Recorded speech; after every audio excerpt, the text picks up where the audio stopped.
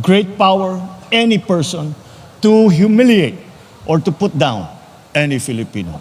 Para sa ating pagsasama dito sa pag-ugnay sa ating pagdiriwang ng 108th birthday ng aking ama. The provincial and government officials, employees, residents of Batak, of course, First Lady Luis Araneta Marcos, fellow workers in government, distinguished guests, ladies and gentlemen, and of course, the most special guest of all is our, tama yung sinabi ni Gob, our forever First Lady Imelda Marcos. Naimbag nga bigat kada kayo amin. And first of all, I would like to thank all of you to have taken the time to join us as we celebrate the 108th birthday of my father here in Batak. It is a very, as you can imagine, it is a very, very important day for the Marcos family because we remember the greatest of all of us, President Ferdinand Erdelin Marcos.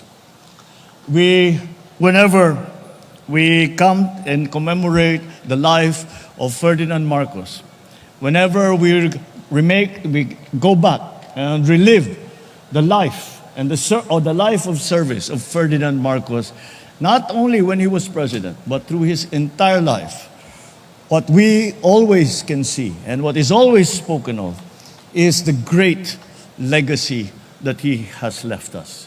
It is a legacy of service. It is a legacy of sacrifice. It is a legacy wherein he made it very clear to us that if you are going to be a good Ilocano, if you are going to be a good Filipino, then you must be willing to sacrifice everything, including your life, for the Filipino, for the Philippines. We must always remember that to provide good service, to be able to bring good service to our people, then that is that will need, that we must remember, we must be motivated by the lessons that he left with us, the lessons that we must exercise good judgment and always side with the national interest in the interest of Filipinos. In everything that we do, we must be motivated by a true commitment to service. And it must be driven by a true love of every single Filipino and a love for the Republic of the Philippines. These are the many, many lessons that we must maintain always our dignity. And we must always respect the dignity of every Filipino. And not only respect the dignity of every Filipino, but we must fight for the dignity of every Filipino. We will not allow for any great power, any person, to humiliate or to put down any Filipino. We must also always remember that we must do the right thing. That despite the difficulties, we must always find ourselves on the right side of history. I always remember when I was still a boy, and he would constantly say, and that was something that was anathema to all of his thinking and all of his policies. And there is another lesson that we learned from, I was about to say the old man, kasi ganun nang, that is how we referred to him when he was alive. And another lesson that we learned from him is that we must always maintain our own dignity and the dignity of the country. And we must always continue to sacrifice and to remember that sometimes the best thing to do, the most honorable thing to do, is the hardest thing that you have to do. But that is the sacrifice that we make, and that is the commitment that we have to the service of Filipino people. So when we remember all of these lessons and the very, very important and very, very wide-ranging and deep legacy that Ferdinand Marcos left to us, what we now, those of us who are still here, and still hold his memory in reverence.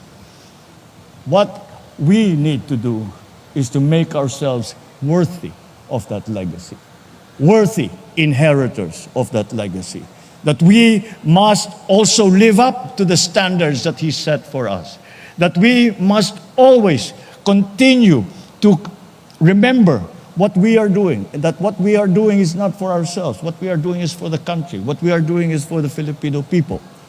And only then can we say that we are the proper inheritors of such a legacy. Only when we have shown that we have met the standard that he set for us when he was alive, and he continues to set for us in his memory. That is the only time that we can say, yes, we can continue his legacy. But this is not a job that is done by doing one good thing, two good things, three good things. We are only worthy of that legacy if we live a life of service, if we live a life of commitment, if we live a life of sacrifice for our people. If we continue to think of ways to help our people.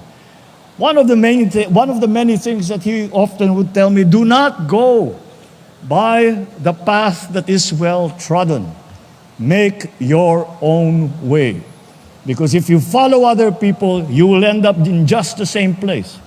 So that if you want to bring progress to the Philippines, if you want to bring a better life to Filipinos, you must find your own way. You must find your own path.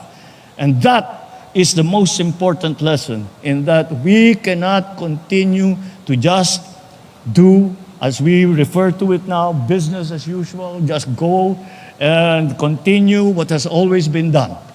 We must continue to use our skills, our intelligence, our strengths, so that we can find new ways to be of service to the Filipino.